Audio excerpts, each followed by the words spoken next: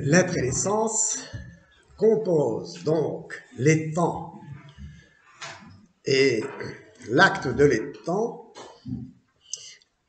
réunit, unifie tout ce que l'étant est, matière et forme, essence et être, qui se trouve unifié et qui nous permet, composition de l'étant qui nous permet de parler d'un étant réellement réel. Heidegger, lui, rejette la réduction de l'être à l'étant, qui serait ramené à l'essence. Il n'y a pas un acte de l'étant chez lui, dans la mesure où l'étant, pour lui, ne se ramène qu'à l'essence. Il n'est pas composé d'être et d'essence. Donc l'étant se ramène uniquement à l'essence. C'est-à-dire qu'il est construit tel un objet réduit à sa représentation, d'un objet construit par l'entendement. Mais donc où s'oppose radicalement l'être et l'essence, c'est-à-dire l'étant. Il réduit l'être sans essence de l'étant à l'existence. C'est-à-dire qu'il dit très bien dans Sein und Zeit que l'essence, le Wesen, au sens de Wesen qui rend présent, l'essence du Dasein est l'existence, c'est l'existence. Donc, il oppose bien ici, il n'est pas question d'essai, c'est une essence du Dasein qui consiste à exister, c'est-à-dire à être arraché à soi, jeté au dehors, dans un monde insignifiant, sans signification, qui est un monde où tout se divise, où tout se délite, se défait, se différencie. C'est un monde qui, l'on tâche de rassembler tout cela, justement, parce qu'on veut nier le fait que le Dasein existe dans le vide. Et vous savez que donc, pour Heidegger, justement, il veut rejeter l'idée d'une présence permanente. Il n'y a pas de présence permanente.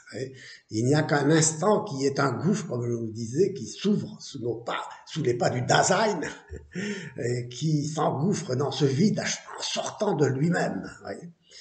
Donc, tout ce qui y est sort de soi, existe, en s'effondrant sur soi, parce que sans fondement. Donc, c'est ça le fond sans fond, pas de fondement. Donc c'est un plongeon dans le vide et dans l'angoisse, et que l'on veut justement nier. Il rejoint un peu en quelque sorte le divertissement pascalien, qui ne veut pas voir la condition misérable de l'homme, et enfin dans notre contexte évidemment, chez Pascal, chez lui, mais ne pas vouloir voir en face, n'est-ce pas, le vide, n'est-ce pas? Et donc, on construit un objet qui dure, n'est-ce pas, dans l'entendement, et donc, il dénonce précisément l'irréalité, quoi, si on veut, le non-être de cet étang qui est une existence, n'est-ce pas, qui se vide, qui le vide de lui-même. Donc, c'est un peu ambigu tout cela, mais bon, ça a l'air alambiqué, disons. C'est un peu alambiqué, non? Donc, cette temporalité qui serait une suite dans la permanence, une présence permanente, n'est-ce pas, dans la succession d'instants qui assurerait cette présence permanente. Eh bien non, pour Heidegger, le Dasein se fuit en affirmant cela. Et donc, et pourquoi finalement? Parce que l'étang n'est pas, en ce sens-là. L'étant réduit à sa représentation, à son essence, à un objet, à une construction, n'a rien à voir avec l'être. Mais, en ce sens, il rejoint paradoxalement saint Thomas pour dire, en effet, l'essence et l'être se distingue, mais ne s'oppose pas dans les temps. Ouais, alors que pour Heidegger, le Dasein, les temps, là, n'est-ce pas, se déchire, pour ainsi dire, se décompose, et où l'essence et l'être se séparent en lui, pas d'être qui le rende consistant, une essence qui le rende signifiant. Donc l'être est suspendu dans le Dasein. Ouais. Et donc, comme vous le voyez, l'essence, donc, c'est-à-dire c'est ce qui rend présent, au sens de Wesen, ouais, l'essence, pour Heidegger, c'est pas l'essence fixe qui me définit, justement, et qui me permet de me définir. Il n'y a pas d'essence en ce sens-là. Donc il n'y a finalement chez Heidegger ni essence ni être, au sens d'essai. Ouais. L'être, c'est cette présence qui s'absente au moment où cela se présente. Ouais. Ça apparaît et disparaît en même temps. Et ça se présente en se cachant, dit-il. Ouais. Et alors donc ici, encore une fois, la rhétorique va venir au secours de l'herméneutique pour interpréter. Parce que de quoi parle-t-on? On ne parle de rien. Hein. Peut-on parler de rien? Ouais. Est-ce qu'on peut comprendre Heidegger à partir de Jean-Paul Sartre? Ah ben oui, oui, alors donc il y a un rapport avec Jean-Paul Sartre. En effet, Jean-Paul Sartre a lu Heidegger, a traduit Heidegger au sens où il a développé sa pensée, en effet, comme... Mais ce qui distingue Sartre de Heidegger, c'est qu'il y a encore chez Sartre un sujet, quoi. Il y accorde une certaine importance. Et il y a chez lui un certain humanisme, au sens où il se rapporte à un sujet humain. Et c'est ce qui a suscité la réaction de Heidegger. C'est l'interprétation sartrienne de son œuvre a suscité la lettre sur l'humanisme de Heidegger. Bon, je vous donnerai des références, en particulier de Jean Grondin, un auteur qui était un très bon auteur, un très bon spécialiste de Heidegger aussi, et qui fait une très bonne analyse, entre quelques lignes d'ailleurs, du rapport entre Sartre et Heidegger. Vous me le demanderez à la fin du cours, je vous le passerai. Alors, voyez-vous, donc, pour Heidegger, ce qui se présente, n'est-ce pas, comme on s'en souvient, indépendamment de toute conscience à laquelle cela se présente, vous vous souvenez, donc on reste avec une seule présence qui est un se présenter, mais un se présenter là, maintenant, sans lendemain, quoi, si on peut dire, ouais, et se présenter là, le temps de disparaître, quoi. Et donc, il se présente comme étant là, ce Dasein, arraché à lui-même. Et la question est donc, c'est pourquoi la question lancinante est comment se fait-il qu'il y ait quelque chose et non pas rien, en se disant, tiens, puisque c'est vers le rien que l'on va, l'être vers la mort, n'est-ce pas? Cet être, c'est quoi cet être, n'est-ce pas, qui est sans fondement, finalement, c'est un fond sans fond, tiens. Ouais, donc tout cela, il faudra qu'on approfondisse. Et c'est le cas de le dire. Le cas de le dire. Il y a quelque chose, pourquoi y a-t-il quelque chose et non pas rien? Ici, donc, l'expression allemande, hein, es gibt, hein, qu'on a déjà rencontré, il y a quelque chose, comment se fait-il qu'il y ait quelque chose, hein? Es gibt en allemand, littéralement, cela donne. Oui. Et cette expression est composée du S impersonnel et du verbe geben, donner, es gibt, et S désigne sans nom, l'origine sans nom du don. Finalement, qui est le don lui-même, le don qui est à la fois, comme je le disais, le donateur et le donataire. C'est-à-dire que ce don n'est que pure donation. Et nous terminerons d'ailleurs ce cours en faisant un rapport entre donation et création, justement. Cette expression trahit le caractère univoque de l'être comme ce qui se révèle à lui-même. révélation qui, pour Heidegger, s'effectue en se disant, en se disant dans la parole du poète. Quoi. Ouais, il y a un dit, quoi, un dit, sans sujet, quoi, dans le fond. Il n'y a personne pour le dire, quoi. Vous voyez, c'est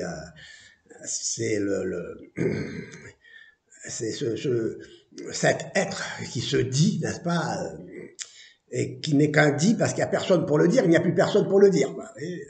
L'être, c'est pas l'essai thomasien, subsistence per se. L'être, c'est un fond sans fond. L'être, c'est finalement ce qui est appelé à se dissoudre dans l'un. C'est-à-dire finalement cet être fini qui finit au sens actif et dont la finitude est défendue par Heidegger, mordicus, quoi. Mais au sens de finir. Certes, c'est bien, l'étant est fini. Mais on sait pour Hegel, comme d'ailleurs pour Scott, tout ce qui est doit être un dans l'un, tout ce qui est infini dans l'infini. Et donc, la finitude de l'étant est dissoute, si on peut dire, dans l'infini, n'est-ce pas, de l'un, de l'esprit. Et donc, cet être, n'est-ce pas, fini, qui doit finir, finalement, c'est un être qui est de trop pour la pureté de l'un, vous le disiez, n'est-ce pas, et qui doit donc disparaître. Vous voyez, cette situation du Dasein qui se retrouve là comme une tache sur une feuille blanche, vous voyez, et qu'il faut effacer, quoi, dans le fond. Elle est de trop. Vous voyez. Il y aurait beaucoup de choses à dire là-dessus, n'est-ce pas? Et donc, on essaiera de le dire. Il nous faudra beaucoup de séances pour tout cela. Hein. Donation ou révélation de soi à soi. C'est la révélation de soi à soi. C'est un dévoilement donc de ce qui se dit dans le silence, de ce qui se montre en se cachant, de ce qui se manifeste en se retirant, de ce qui finalement se ramène à l'indétermination pure et nue, de l'un, finalement, de cette unité impensée, impensable, innommée, innommable, hein, parce qu'au-delà de l'intellect, déjà, tel que Maître Eckhart et le néoplatonisme et le plotinisme, on avait parlé de cet intellect, n'est-ce pas, qui se donne l'être en s'intelligeant, et de telle manière que l'être et l'intellect, c'est la même chose. Évidemment, en dehors de l'un, c'est la seule chose qui soit, cet intellect, en dehors de l'un. Puisqu'on l'a dit, n'est-ce pas, l'intellect, l'un ne peut pas s'intelliger lui-même. N'est-ce pas, sinon, il s'intelligeait, justement, il serait, n'est-ce pas, il doit se manifester en se retirant de ce point de vue-là. Il doit se dire en se taisant, il doit se manifester en se cachant. C'est-à-dire, il doit revenir tout de suite à lui-même parce qu'il se perdrait, n'est-ce pas, dans l'être. Puisque dans l'être, l'un ne serait plus un. C'est comme je vous disais, dans ce néoplatonisme de l'un, de Nicolas de Cuse, où la multiplicité n'est pas une multiplicité d'étangs réellement réels, qui ont reçu l'être d'un être créateur, qui lui est réellement, mais c'est un reflet, ce sont des reflets. Les réalités ne sont pas des réalités, ce sont des reflets, des images. C'est l'un lui-même, n'est-ce pas, qui se reflète, n'est-ce pas, comme dans un miroir brisé, ai-je dit. Vous voyez, dans chacun de ces éclats d'un miroir brisé. Eh bien, vous voyez, cet éclat n'est rien. Et finalement, c'est ce que nous dirons Gadamer aussi bien que Derrida aussi, n'est-ce pas? Il n'y a que des mots, ce sont des mots. Ouais, on retrouve le camisme, le nominalisme, on est avec des mots inconsistants, quoi. Des mots qui doivent être toujours renouvelés, différés, mais ce sont des mots, n'est-ce pas, et donc il n'y a rien, quoi. Et comment parler de ce qui n'est rien? Comment dire ce qui n'est rien? Comment parler de ce qui n'est pas? Oui, on peut parler de ce qui n'est pas dans la mesure où il y a une intelligibilité comme une essence, mais qui ne correspond pas à un être, à une réalité, comme le phénix. Il y a une intelligibilité, mais il n'y a pas d'intelligibilité pour Heidegger et sa postérité, puisque justement, il n'y a pas d'essence. On rejette justement ce qui peut rendre intelligible un objet, quelque chose qui en finirait avec ce quelque chose s'il se réduisait à sa définition, à son essence. Alors voyez-vous, il y a là un problème à résoudre, n'est-ce pas? C'est que on ne peut pas exclure l'essence de l'être et l'être de l'essence dans les temps. Ouais. Le fait d'exclure donc l'être de l'étant, on reste avec l'essence. Et l'essence, n'est-ce pas, si on la rejette, comme fait Heidegger, parce qu'on ne veut pas un être réduit à son essence, au nom justement finalement d'un être qui nous échappe parce que justement cet être n'est pas lui-même associé à une essence, fût-ce même lui-même comme essence d'être, comme Dieu qui est l'essence, dont l'essence est d'être. Alors on se retrouve dans l'inintelligibilité absolue, quoi, dans le chaos inintelligible, dans le non-sens, dans l'absurde, c'est jeté là, voilà, ben voilà, dans la division, la séparation, dans l'écartèlement de l'être et de l'essence, qui fait que on reste avec des mots qui signifient, parce qu'on veut bien qu'ils signifient quelque chose, et on leur donne un sens. On met des mots avec des mots, on crée un langage, et puis finalement il ne nous reste qu'un langage pour parler du langage, quoi. On parle des mots, on parle des mots.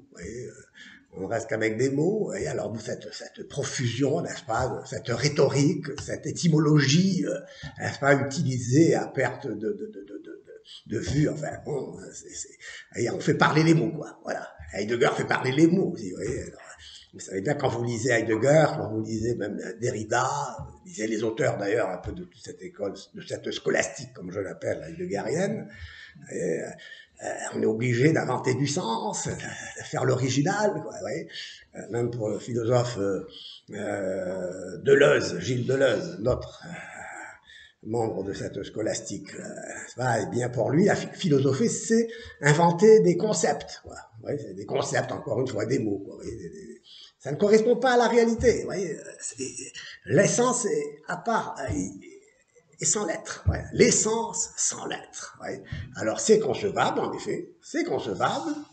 Et en effet, encore une fois, on peut définir un phénix. Il y a une essence du phénix, ça, mais le phénix n'existe pas. Et si je dissocie donc l'essence de l'être, je ne peux pas parler d'un étant réel. Ouais. Un étant réel, c'est un étant qui est réellement, et dont je peux dire qu'il est ce qu'il est. Ce qu'il est, ouais.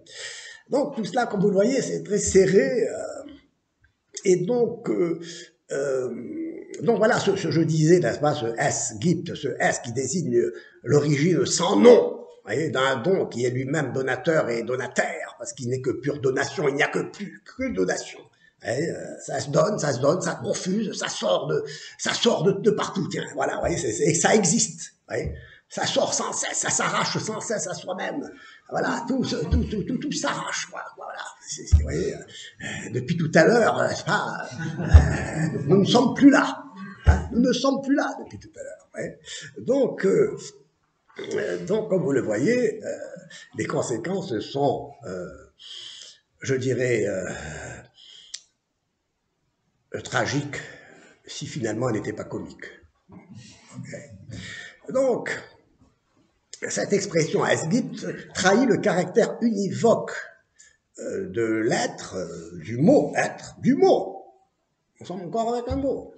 Comme ce qui se révèle à lui-même, révélation, donc disais-je, qui pour Heidegger s'effectue en se disant, dans la parole du poète. Voilà, le poète, c'est un créateur de beauté avec des mots. La poésie, c'est la production d'une œuvre belle faite avec des mots. Comme ça, c'est toute la poétique d'Aristote aussi, qui a son sens, sa valeur, c'est-à-dire la production d'une œuvre belle, avec des mots, ou avec des couleurs pour le peintre, avec du marbre pour le sculpteur, etc. Mais c'est une production, quoi, qui est une production qui est faite avec des mots dans ce cas. Alors, donation ou révélation de soi à soi, dévoilement donc, au sens dévoilement, c'est aussi, ça veut dire révélation, dévoilement donc de ce qui se dit dans le silence, ou qui se lève le voile sur le vide, quoi, vous voyez, de ce qui se montre en se cachant, disais-je, voyez, c'est comme si vous leviez un voile, n'est-ce pas, fantomatique, n'est-ce pas, et puis il n'y a rien sous le voile, quoi, vous voyez, c'est ça, c'est l'indétermination pure, vous voyez, et nue. de l'un, comme je disais. Et donc c'est intéressant, parce que donc au-delà de l'essence, parce que l'être n'est pas au-delà de l'intellect, de l'essence, il accompagne l'intellect, il accompagne l'essence, comme on l'a vu. Donc à la question de savoir comment il se fait qu'il y ait quelque chose et non pas rien, deux réponses sont possibles. Selon que l'on répond dans le registre d'une philosophie de l'un ou dans celui d'une philosophie de l'être, donc on s'étonnera davantage qu'il y ait quelque chose ou davantage qu'il n'y ait pas rien. Tant les deux réponses, enfin ces deux étonnements, disons, sont le ressort de l'interrogation philosophique. Où le monde multiple résulte d'une chute hors de l'un, et les êtres sont appelés à se multiplier en se divisant sans fin dans le non-un, où le monde multiple est constitué des temps qui sont réellement en vertu d'un acte d'être propre, auquel se heurte la division. Vous vous souvenez, Aristote disait Anan Kestenai, il faut s'arrêter de diviser à un moment. Sinon, ben voilà, on arrivera à cette tragicomédie, n'est-ce pas, d'un monde qui s'arrache à lui-même, n'est-ce pas, dans le non-sens, jette tout ce qui apparaît dans l'absurde. Où la multiplicité n'est que le reflet irréel de l'un, qui se répète dans les éclats d'un miroir brisé, donc, comme je le disais, mais qui n'est pas. L'un, n'est-ce pas, n'est pas. L'un n'est pas. Pour le néoplatonisme, on l'a dit. L'être est de trop pour l'un. L'un est conçu logiquement, dans le fond, comme un vide absolu, qui est d'ailleurs aussi le vide des religions orientales, pour lequel le divin, c'est l'un. C'est pourquoi je vous disais qu'il y a une actualité du bouddhisme, comme une actualité du soufisme, qui sont des religions, on veut dire, de l'un. De l'un. Dieu est l'un. Oui, Dieu est un, il n'est pas l'un. Et donc, voyez-vous, c'est ce qui faisait rejeter aux musulmans l'idée d'une trinité, qui ne concevait pas, comme je l'ai évoqué hier en parlant de Nicolas de Cuse, de sa cribratio al Corani, il ne concevait pas l'un comme un transcendantal de l'être, une propriété de l'être, indissociable de l'être, qui en tant qu'être est indivisible, et donc un. Il concevait donc l'un numériquement. Numériquement. Il ne concevait pas l'un comme un transcendantal, mais comme un nombre. Et d'ailleurs, c'est ce que saint Thomas répondra à Avicenne. Donc, Avicenne, en effet, concevait l'un arithmétiquement. Et donc, tout est la multiplicité des 1. C'est donc les 1, n'est-ce pas, et non les étangs. C'est des unités arithmétiques. Tout est nombre. Et pourquoi Pythagore disait accorder la réalité au nombre? La seule réalité pour Pythagore, c'était le nombre. Et c'est la combinatoire des nombres qui donne un visage au monde. Et de même l'atomisme de Démocrite ou d'Épicure. L'ultime réalité, ce sont des indivisibles, des nombres. C'est intéressant, c'est l'indivisibilité, donc abstraite, non pas l'indivisibilité de l'être, d'un étant, de ce qui est réellement. Donc,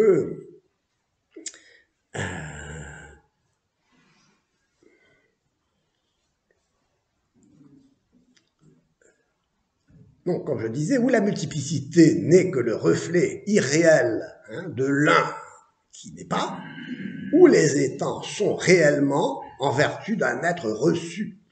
Et il s'agit alors de rechercher le fondement ultime de ces étangs et de s'interroger sur le principe d'être de tout ce qui est, le principium essendi omnibus. Il faut chercher le principe d'être de chaque chose, de tout.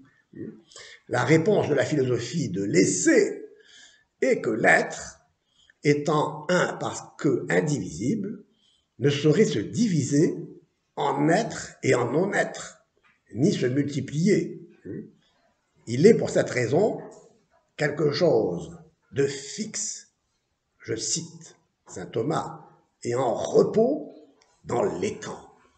Esse est aliquid fixum et quietum in ente. Vous voyez, on est dans la quiétude, non dans l'angoisse. Parce qu'on est, l'être est quelque chose qui est le plus intime dans chaque étant, qui fait qu'à ce moment-là, l'étant ne peut plus se diviser, ne peut plus s'arracher à lui-même. Il ne devient pas un autre. Il peut devenir autrement, comme on disait. Mais pas autrement qu'être, comme dira Lévinas, pour reprendre une expression de Lévinas, pour qui l'être est le mal. Lévinas est un néoplatonicien, dans le fond. L'être, un platonicien, d'ailleurs lui-même dit, on ne peut pas être philosophe si on n'est pas platonicien.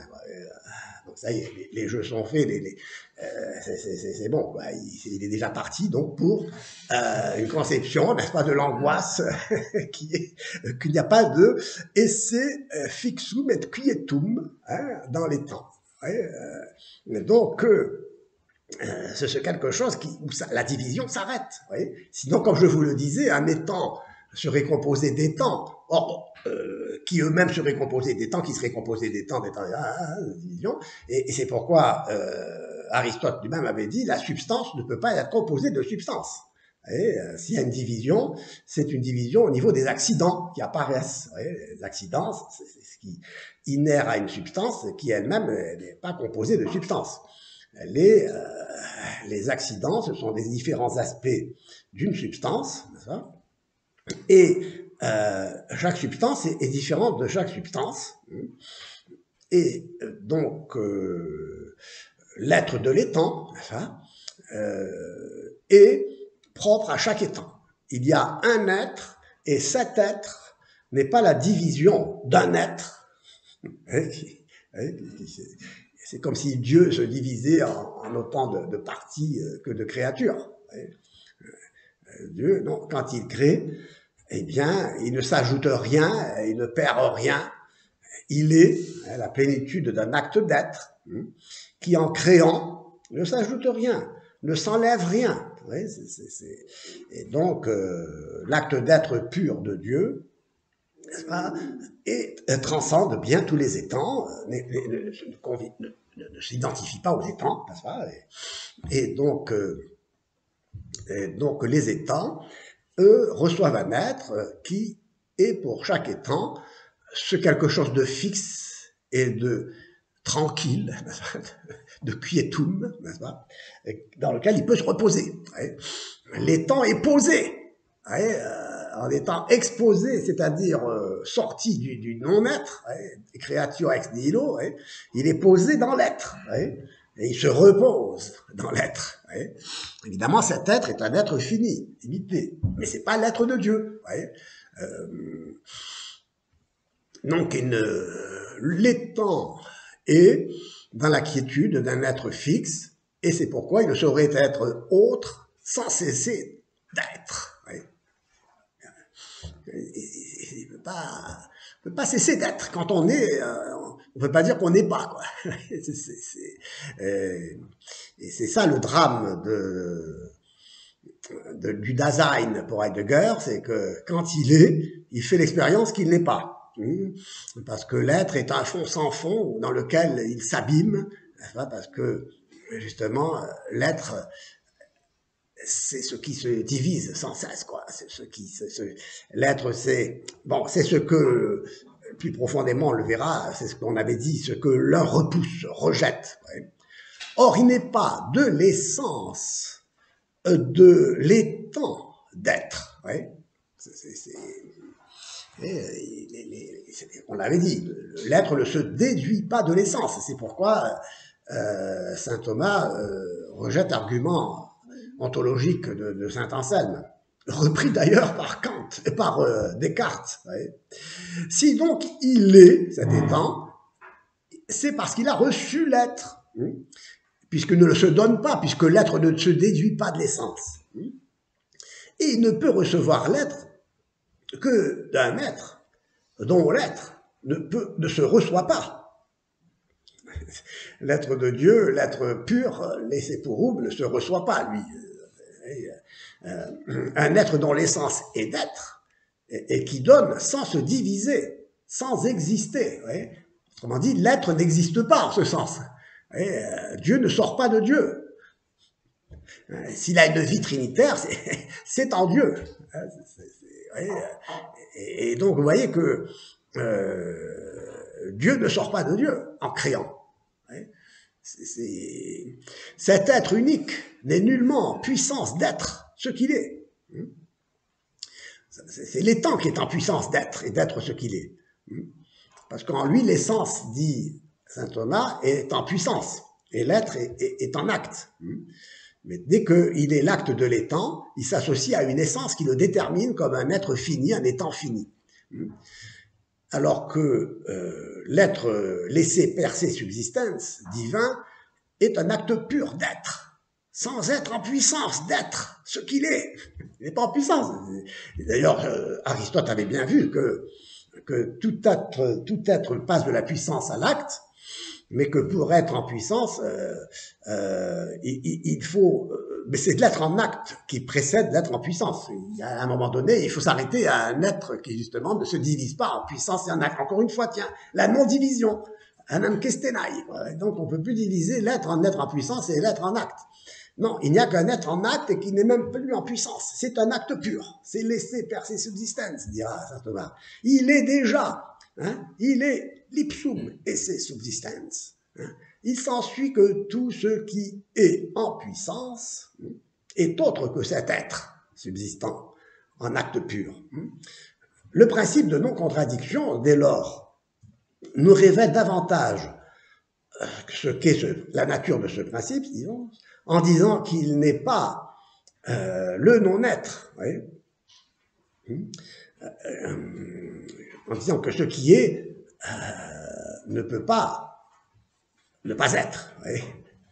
En effet, il n'est pas parce qu'il nie le non-être, car le non-être ne le précède pas, rien ne pouvant sortir de rien. Oui. Vous vous souvenez, je vous avais parlé d'Héraclite, non?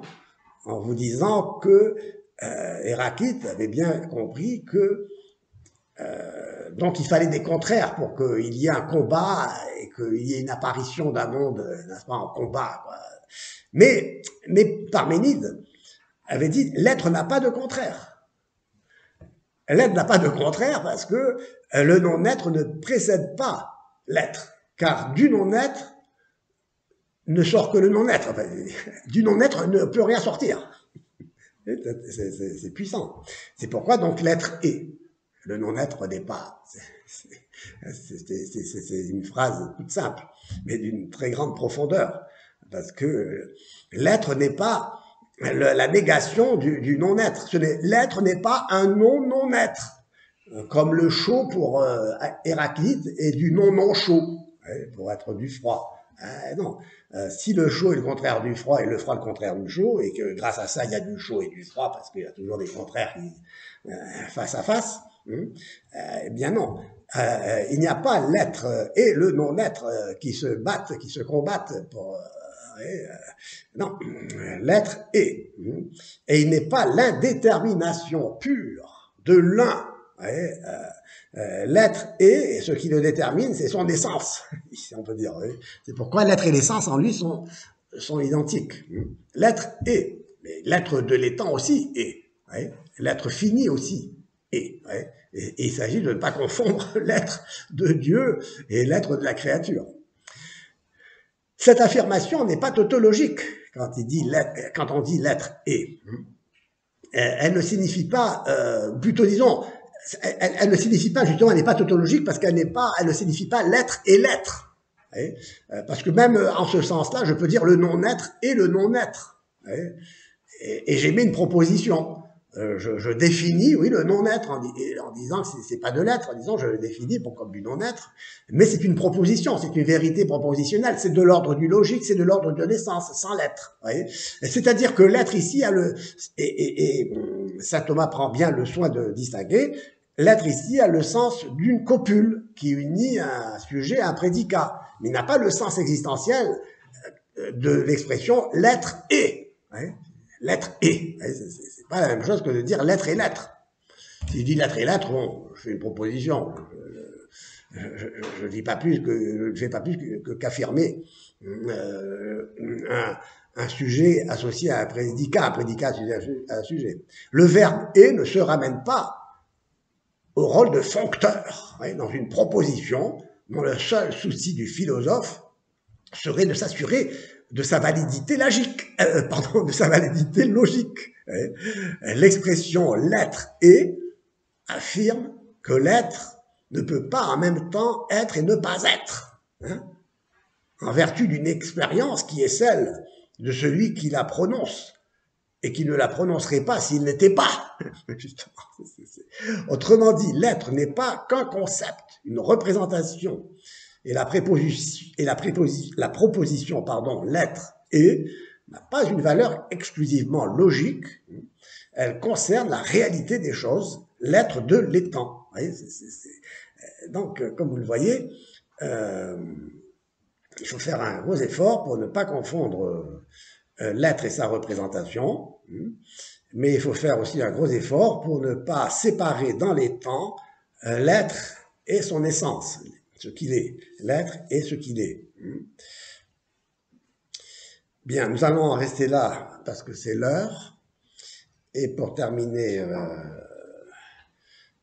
avant de commencer un autre développement.